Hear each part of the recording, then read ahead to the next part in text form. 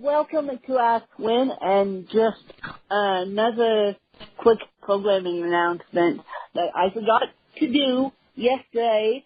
As you know, Ask Win is a national known podcast and an international known podcast. So legally I have to say this podcast is not used for my own use. It's used for everyone else's use but mine. And enough of my programming announcement. I have the fabulous Kathleen Gage with me, and she actually pitched herself to me. I got a random email from her saying, with a pitch, saying, am I a good fit for your show? And of course I said yes to Miss Kathleen. So I'm going to let the fabulous Kathleen take it away and explain more about her book and what she's done. All right. Well, thank you so much, Wynn. It's great to be here. And, I have to say I was doing some research on you, and I'm pretty darn impressed with what you've accomplished in life. You're somebody that I think a lot of people could look to and use as a kind of a guide as what's possible in life. And, you're not somebody who lets life's obstacles and challenges hold you back. If anything, you use that to your advantage in a really amazing way. So I just want to say I'm thrilled and honored to be here. And give a little bit of background on me. I actually have had my business for nearly 25 years now, and all that means is I'm pretty stubborn. I don't give up when the chips are down, and it means I'm getting old. So, it's something that my business has gone through many, many recreations in the time that I've had it. I'm a solo entrepreneur, and at one point I left my company and joined a career development company as the executive director of operations. And it was a great opportunity for me to test some of my theories in marketing. We did incredibly well with increasing revenues, getting visibility within the marketplace, marketing the company, and that's really what I do for my clients. If I had to filter it down into a nutshell, what I do is I teach my clients and I help my clients to get visibility within their niche market and to help them to understand that you can't be all things to all people. But I've written several books. My first book was written about 20 years ago. It's called Message of Hope, and I'm actually thinking of rebirthing it. It's more of an inspirational, just some thoughts that I wrote down as a friend of mine who was 36 had passed away from a heart attack, and he actually had AIDS, and some of the medication just overdid his system, and he passed away at a very young age. Yeah. So I wrote that book in honor of Van Andresen. And then as I grew my business, my last book that I took to market, an actual book, a traditional book, is Power Up for Profits, The Smart Woman's Guide to Online Marketing. But in the years that I've been in business, I've written hundreds of ebooks, information products, articles, blog posts. I mean, content marketing is something that I'm very much an advocate of, and I really believe that it's a great way for somebody to position their message, like with what we're doing right now. This is considered part of content marketing, which basically an expert takes their knowledge and they package it in a format that a segment of their market would be interested in consuming. And so, in a nutshell, that's what I do. I teach content marketing. I teach visibility. I work with very conscious experts, and what I mean by that, one woman that I'm working with swam with the whales and dolphins for 10 years, and her whole purpose in life now is to educate people about these amazing creatures. I have another woman who was a refugee at the age of 17 from the Soviet Union back many years ago. She left the country with nothing to her name, a few bucks to her name, the clothes on her back, and that was it. I have another client, a gentleman who actually, I don't know how old you are, Wynn, but I'm old enough to remember the Chatty Cathy doll, and he created the voice box for Chatty Cathy in 19... Oh, geez. Yeah, he's 87 years old. Oh, geez. Yeah. I am 30 years old. I remember Tamagotchis, and I remember, yeah. And it's pretty amazing. So in a nutshell, that's what my business is about. Okay. So, and it's so funny you mentioned content, and you mentioned the Chubby Cathy doll, because right now I'm going through, let's just say I'm going through a dance to get my book recognized by Apple, because I want one of my books to focus on Siri, which is Apple's speech dictation, which is the voice of Susan, who also does the voice in the Atlanta airport. And man, Apple's being picky as to what you can't use, as to what you can use, as to what they want you to use. They want their program, they want their products and programs put in good and late, but my God, I didn't realize writing one simple word, I would get trademark, all this trademark aspects of it. My God, teaching me. But so we're working on that. Well, and the book isn't even published yet. The book isn't even to my editors yet and to my publishers yet. But the funny thing is, my publisher caught it before I did. I had fear that I was going to have to jump through legal hoops, but I didn't know this was that many. So I want to talk to you about marketing your books and marketing self-published books, Kathleen. I mean, okay. Did you self-publish your books, or yes. were they yes. traditionally published and you went through all that? In a sense, I've done both, because with my first few books, they were completely self-published. I was the publisher, and with my last book, I used what's called a hybrid publisher, which means that you're still self-published, but you have a company that handles the details for you. And what I like about that is that it takes a lot of the time restrictions away from me, so that I can give the book to the company, they take care of the details, and then I can go on and do other things. One of the best ways that, there's actually quite a few ways that somebody can publish their book, but the first thing that you want to do is you want to have a good platform, and your platform consists of your social media position, it consists of your email distribution list, it consists of your Google rankings, it consists of how many podcast shows are you on, do you have visibility. That's really what, if somebody's going to go with a traditional publisher, that's what the traditional publisher is looking for, because a lot of people think if they get a traditional publisher, the publisher handles the marketing for them. That is not true. No, they don't. Yeah, and no, a lot of people think, I'll get the publisher, So I guess you've had that experience.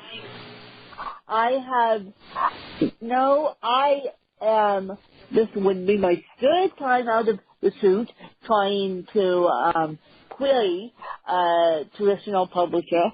I have self-published all my books, and my next book, Simply Siri, or Simply Speech Dictation, no matter what they want to skin the cat, they all will be self-published, and I'm going with a hybrid publisher out of New York, because I can't do it anymore.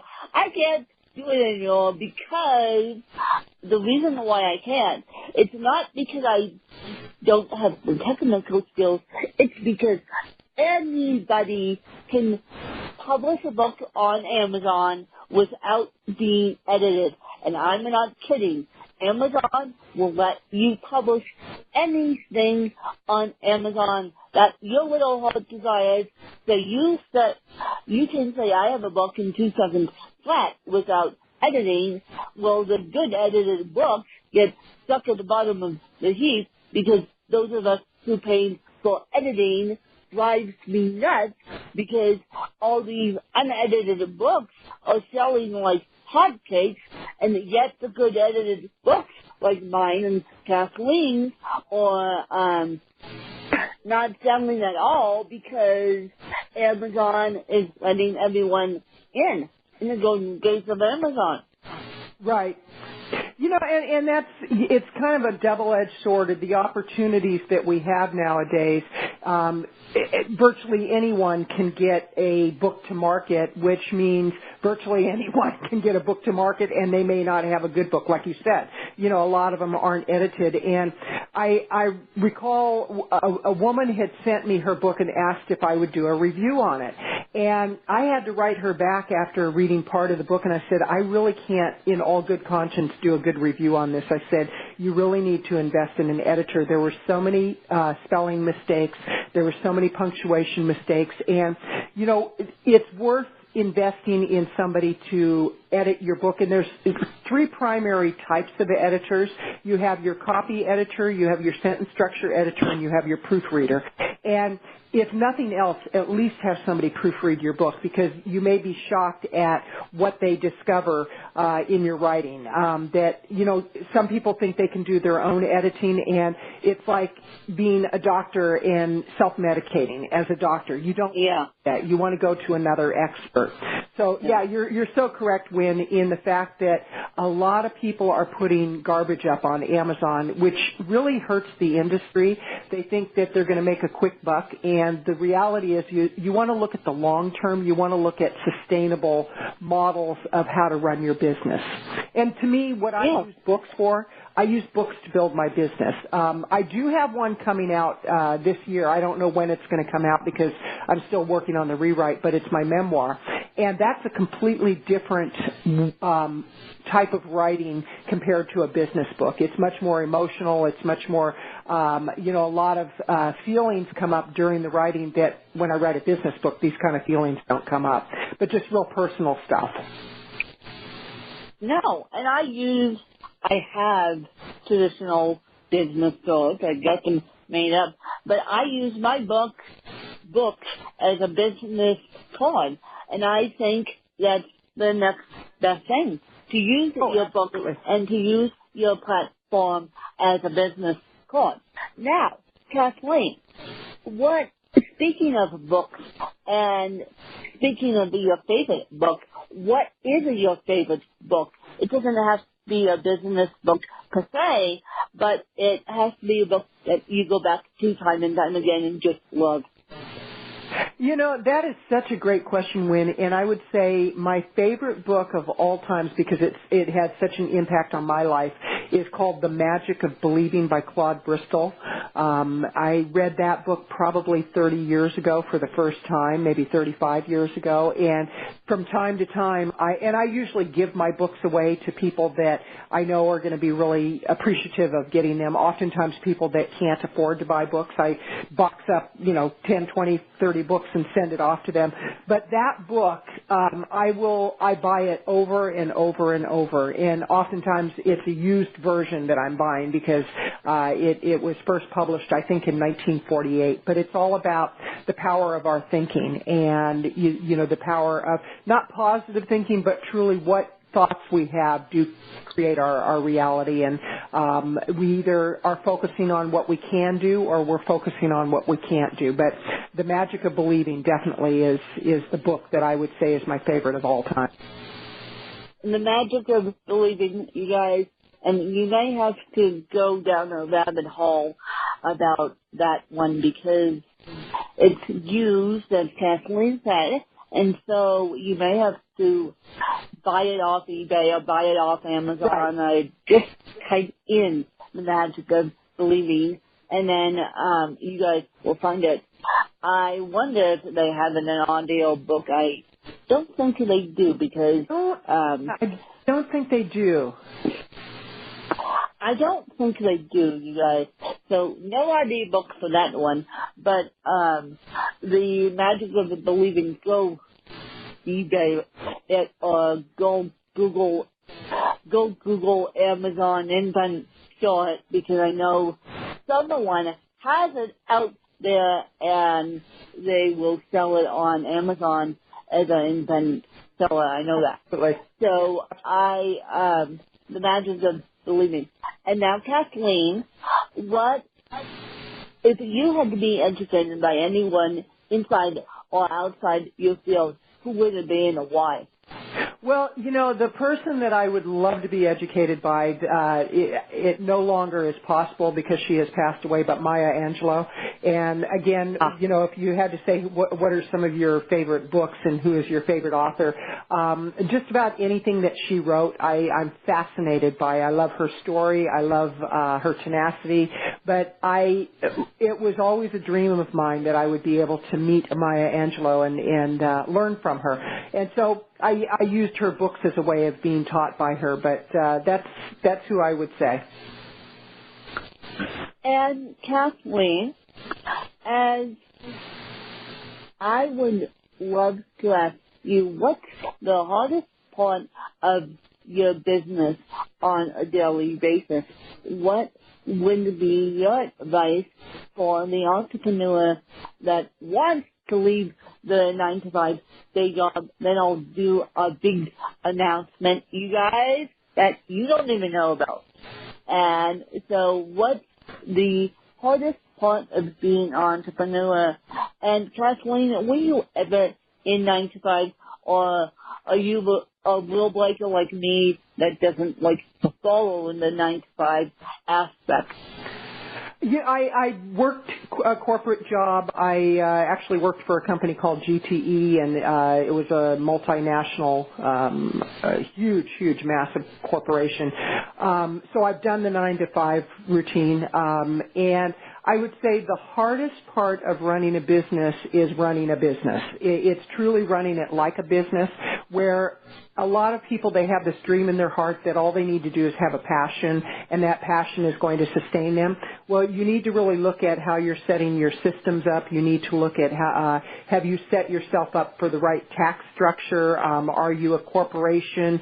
Even a one-person business can set themselves up as a corporation, and you need to go talk to a financial advisor, a tax advisor, an attorney. Those are all very real things in running a business, and a lot of people that want to become an entrepreneur, they don't put that into the mix. They think all I have to do is put my shingle out and start advertising and I'm going to have business. Well, it really doesn't work that way. So I would say one of the greatest challenges is that you're actually in the beginning probably going to work a lot longer than 9-to-5. There's, and I would say the best advice that I could give to somebody is hire a business mentor who has a proven track record. Don't buy all the hype online, make $1 million in 6 months kind of stuff. Find somebody that can really help you to set your business up like a business. I would say check your local chamber. SCORE is a really good organization. It's something to do with retired executives, and they actually mentor people for free. Your local economic development organization within your city or state can be very beneficial. There's a lot of offline resources that can help you to set your business up so you have the infrastructure in place in order to move forward. But when the biggest thing is you have to run your business like a business. You can't just run it on a dream. Because I've been in business nearly 25 years, and I haven't stayed in business that long by just having a passion. I mean, there's times that it gets downright tough. There's times that you watch the economy dip, and you know what? At one point, your revenues were just like the floodgates open, and then all of a sudden the industry changes or the market changes and things start drying up, and you have to go, okay, what am I going to do? You don't sit there and cry about it. You might cry for a little while. I've done that. But you look at it and you go, okay, what do I need to adjust? What do I need to change? What are the trends going on in the marketplace? So again, it all goes back to run your business like a business. Surround yourself with successful business people who can advise you. Make sure those people you take advice from are qualified to give you advice, because there's plenty of armchair philosophers that are more than willing to tell you how to run a business, but they've never run a business. Yeah, exactly. And now my big announcement, and I know my colleagues are going to be a little shocked by this, but I have decided, because I've been going back and forth, I have decided, and if everything works out, I will do this, but I have decided to keep my job for 7 more years. Yes, yes, I'll be in the education field for 7 more years, only because I am not making money off my books. And the reason why I say that, the moment I say that, I'll probably get someone feeling sorry for me and buy a copy of my book. But no, I don't want you guys to feel sorry for me. I have the financial means to leave my job anytime I dang well, please. I also have the family support. And if you don't have the family support, you're not doing any of this. So I plan to stay in my part-time job for 7 more years, including this one. So after this year, it would be 6 more years. And so that's my plan. And then I'll transfer into being a full-time writer. The first step in transferring into being a full-time writer is actually getting a degree in journalism. So I thought, well, why not transfer yourself slowly into journalism and then keep your day job so that taxes are low, even though I still have to pay $195 in self-employment tax. Yikes. And even though I have a W-2, it still doesn't help because I have my books on the side. And so that's my big announcement. My colleagues are going to be probably like, what is the wind doing now? She keeps changing her mind. But trust me, guys, this is the best decision for me. Plus, it gets me out of the house. So I don't have to be sitting in front of the computer all day typing away books. And even though I love typing away books, and even though I dread the educational aspect, and even though that teachers don't make high incomes to begin with, disabled or not, I think that's the best decision for me. And if I start making money off my books, and if my search engine optimization is good, then we can revisit this glitch. But when it comes down to it, I'm not making the money, the $1,000 I had hoped off 8 books still to this day, and I've been in this career for 7 years. I started in my 20s, and now in my 30s, and so I think just keeping the part-time job to keep me sane is more about keeping me sane than anything else. I would say you're making a really good decision, and the thing that I always try to keep in mind for myself is whatever decisions I make, it's about me and not everybody else making the decision for me. Because, from a distance, people can say, oh, you should do this, and this. They're not paying your bills. They don't have, they're not the ones who are responsible for what you're responsible for. So we all have to make our choices based on what our set of circumstances are. And I think that's a very logical thing that you're doing, is to keep the job and to plan an exit strategy.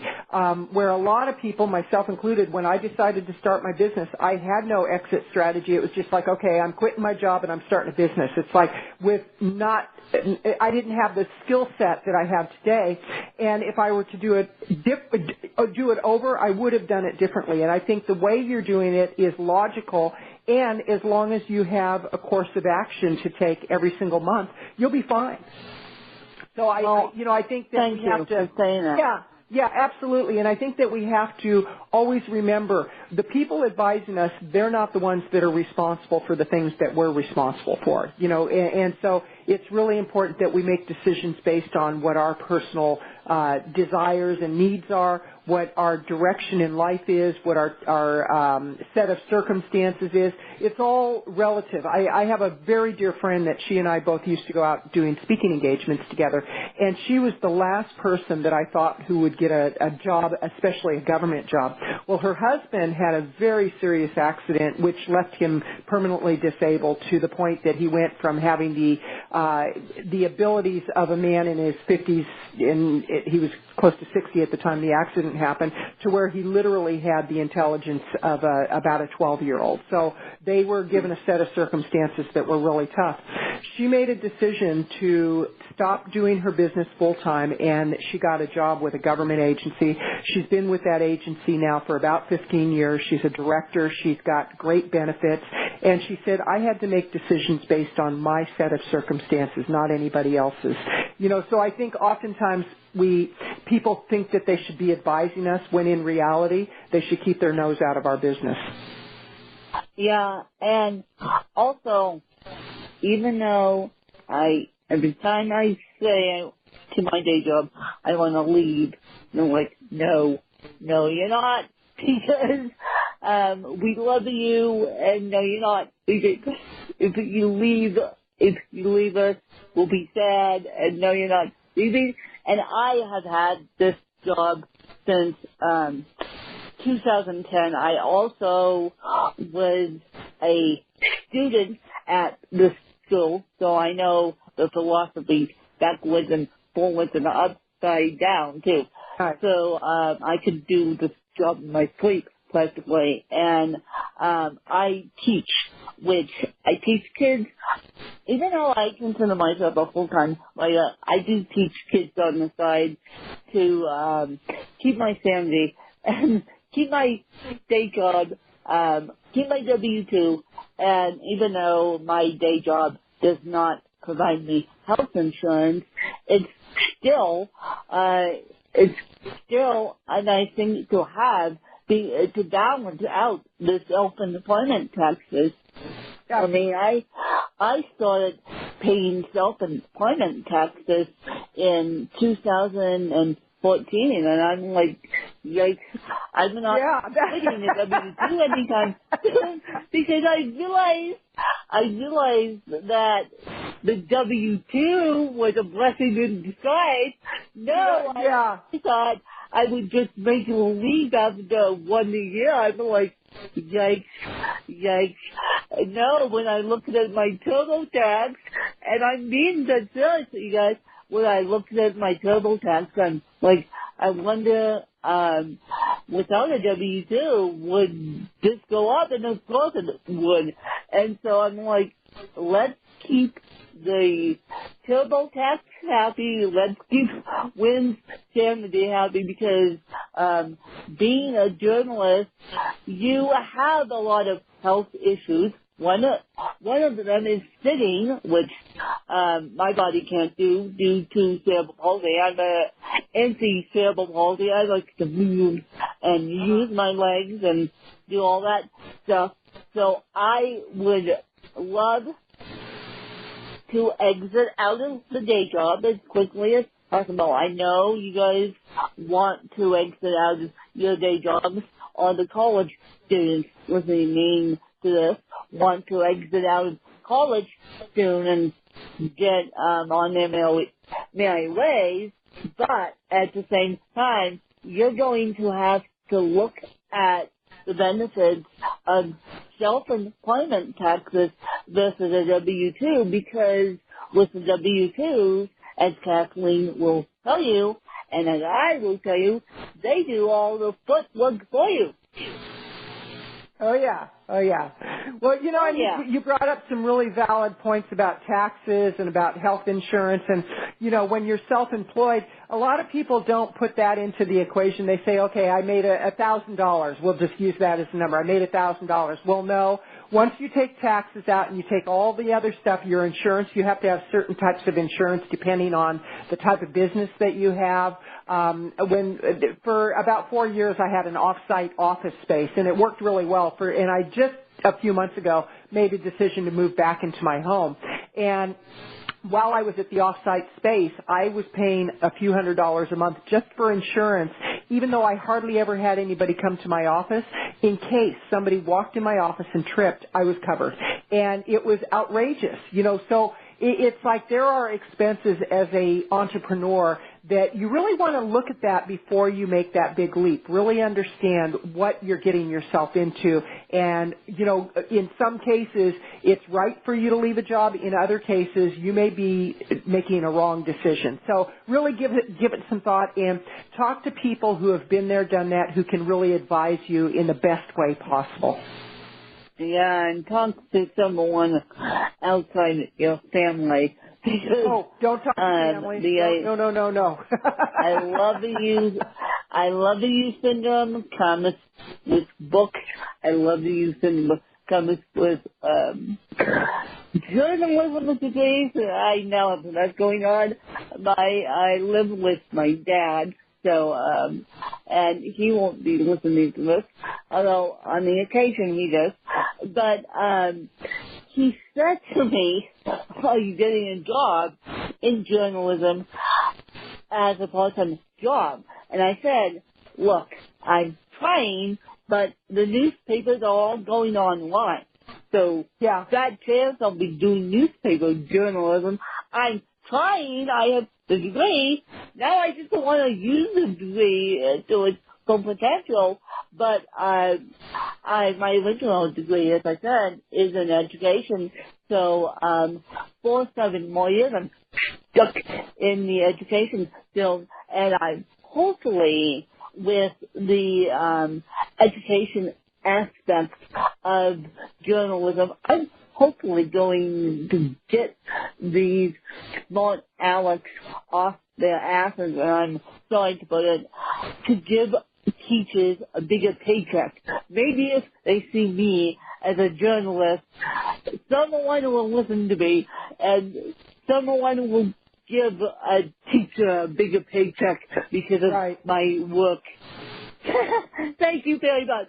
So that's what I'm hoping. Anyway, Kathleen, that's what I think it's a great plan. I think it's a great plan. So, yeah. That's what I'm hoping. I'm hoping to get more into the education journalism space and less than the education teacher, less of the education teacher space, because I think we need more journalists in education than we actually have. I mean, teachers are doing walkouts all over the planet for more pay, as they should, as they should. And I want to be a full-time writer, but yet focus on the education space. Yeah, I think it's great. I think, that's a really, really great focus to have, for sure. Well, that's what I thought about. I thought about it last night when I saw another walkout happening and read about another walkout happening this morning, and the Capitol's 4 hours away from me.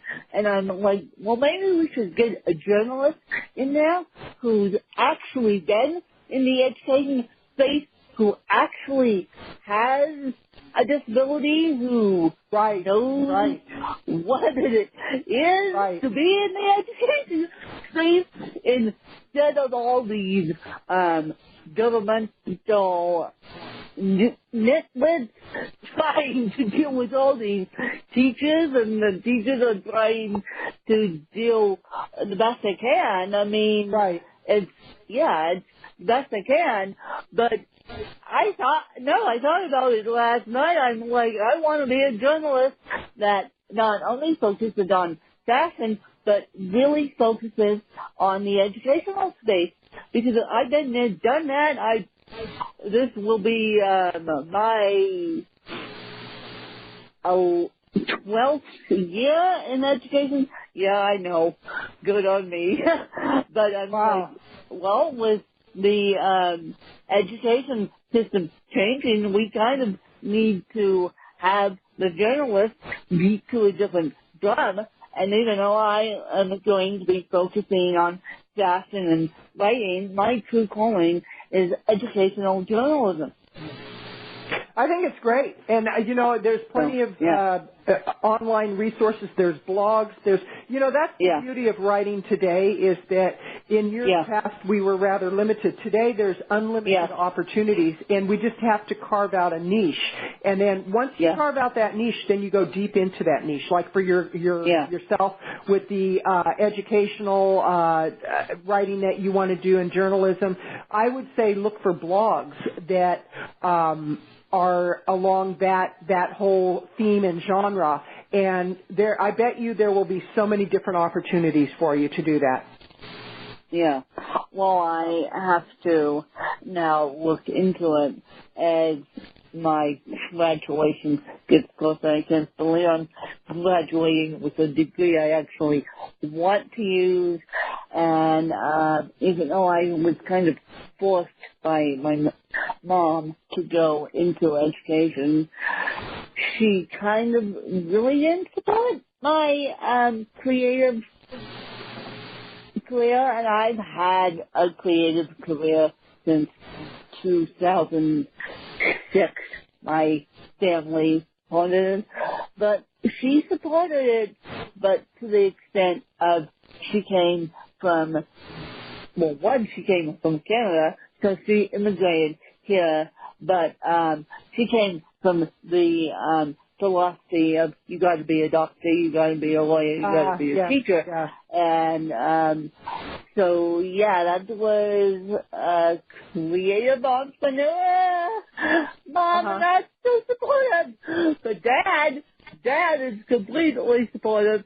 He's like, go win, and my stepmom is go win, do it. I'm like, well, that's the opposite end of the spectrum. But so I think if I stay in the fashion and journalism space and the education space, I'll be fine. I'll be making a paycheck for myself. But I wanted to ask you, Kathleen, if you had any questions for me. Yeah, where did your passion for writing come from? When did you start writing, and where did your passion for writing come from? Because I had, and still do, have a disability, even though I went to a able-bodied school, I had the assistive technology in school, and my passion started, believe it or not, and you guys don't know this, but you know the rest of the story, but you guys don't know where my true writing passion started. My true writing passion started in 3rd grade, and my dad told my teacher at the time, we can't pull a pencil out of Lynn's hand. At the time, this was in the 90s, and at the time we were doing cursive writing in 3rd grade, like all 3rd graders do, and my teacher goes, okay then, we'll teach Lynn cursive writing, or try to at least. And at the time, assistive technology wasn't as big as it is today, and there was no speaking to microphone, have a dictated text. No, there was a big Apple monitor and stuck in the middle classroom. And that was my assistive technology. So fast forward to about 2000, I actually was lucky enough, and I still do this, for the 8th grade class trip, they take the kids to Washington, D.C. Well, my year, we got to do some special stuff on that class trip because we had connections. Basically, let's just put it that way. I've met Senator Hillary Rodham Clinton on Capitol steps, and we had connections my year. And so one of the connections was going to NPR and seeing a story drop. NPR is National Public Radio, you guys know that. But I sat outside watching this story drop, and I noticed the big podcasting microphone and I'm not kidding. I said, "Oh, I want to do that. I want to somehow do that someday." And of course, my mother got in the way of my journalism degree. She truly did, because she wanted me to go into education. But now I get to live my dream and be a content creator. And as I said, I'm sending myself back to school to get an associate degree in journalism. Nice. Yeah. So that's my story. And I do have one more question. What is your greatest challenge in, since you do have disabilities and you're very open about that, where would you say is your greatest challenge physically with writing? I cannot type. I cannot type to save my life. I have a laptop right now that the microphone isn't working. Well, the mic isn't working. I'm in the process of transferring out to a Mac, and it's taking a little bit longer than expected. And vocational rehab bought me a PC, and then I got a virus on the PC. Cleaned that up as quickly as I can, as quickly as I could, and then the mic started working. Well, needless to say, I can't get Dragon Naturally Speaking on the PC, thank you very much, because I have no mic. So right now, my biggest challenge is typing on this stupid laptop, because I can't type to save my life. So that's my biggest challenge in writing. And just don't feel sorry for me. I'm struggling to get a Mac, but don't feel sorry for me.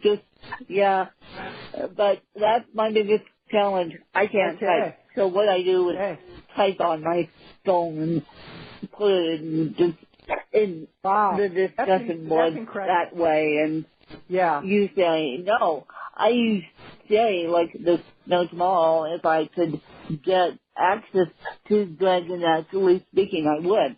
But since I have no mic on a laptop, and I wanted a Mac to begin with, but due to financial circumstances, they could only get me a PC, which I grew up on the Mac, as I said, so I'm more used to a Mac than I am a PC. Give me a Mac and can figure it out myself, but I want to get back to the point where I am writing on my laptop, and I'm in the process of doing that. I've got every single person on that case, and so, yep, my fans want to give me a Mac. That's great, but of course a Mac costs $1,000, and of course dealing with these government entities, you kind of have to be careful. Right. What you ask for. So dealing with being a disabled woman, even though I use my disability as my gift, I sometimes use it to my advantage, and in this case I'm using it to my advantage. I'm like, look, I need to do homework, I need to write. I mean, writing is my livelihood now, so I'm like, give me a Mac, get rid of the PC, please, and we'll be happy as glad. And they know that it's coming, but it's taking its own sweet time. But my biggest physical challenge of writing books, it's not the creative ideas, you guys. You would think with my brain bleed and my traumatic brain injury and my CT, you would think I would have a hard time coming up creatively to type books and type assignments and type everything else and type discussion boards for my classes, but no, it's just the act of physical typing. Interesting. Okay. Yeah. Well, thank you. So, that's my story, and I'm sticking to it. No, and thank you. And you guys, if any podcast hosts are out there, and I have Kathleen's contact information. If any podcast hosts are out there, you guys don't know who you will run across.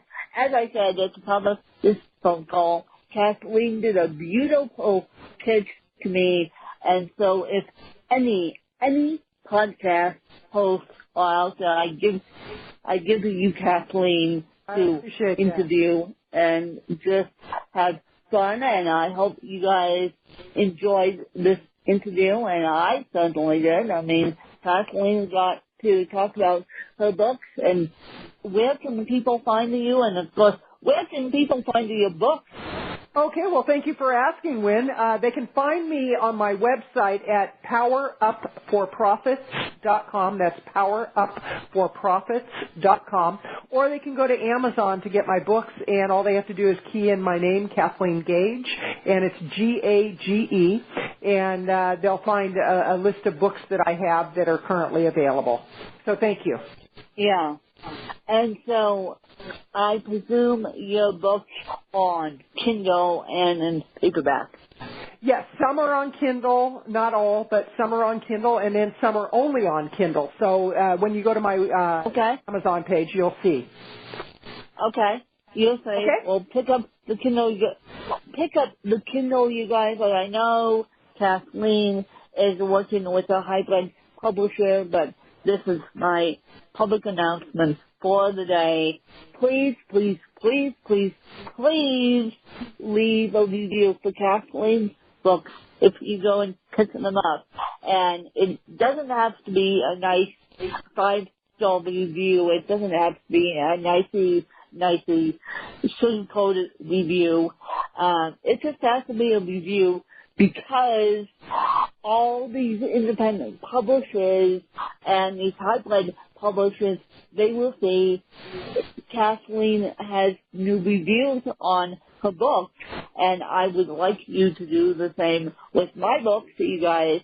I come a win and everything else underneath my name. If you guys just go to Amazon, you can type in Win, W-I-N, Kelly, K-E-L-O-Y, Charles, C-H-A-R-L-E-S, and my books will pop up. And so all these independent publishers will see that we have new reviews, and you never know what happens with a new review, and so that's why we like reviews, because it helps other people find the books, and it helps the Amazon Cookie Monster make us stay happy and make us sales, because you guys seem to like the books, and they don't have to be sugar-coated reviews. They just have to be reviews. And 1 star, 4 stars, 5 stars. If you don't, Kathleen and I like 5 stars. Just be honest and just leave a review. All right. Well, thank you so much for having me on your show. I appreciate it, Wynn, and I wish you the very best with all that you're doing.